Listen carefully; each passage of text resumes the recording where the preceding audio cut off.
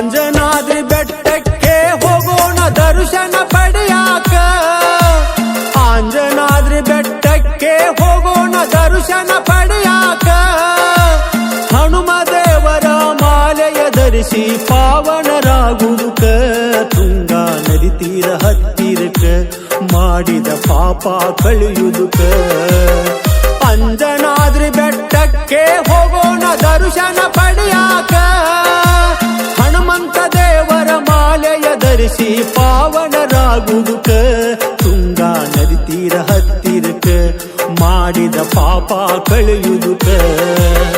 ಅಂಜನಾದ್ರಿ ಬೆಟ್ಟಕ್ಕೆ ಹೋಗೋಣ ದರ್ಶನ ಪಡೆಯಾಕ.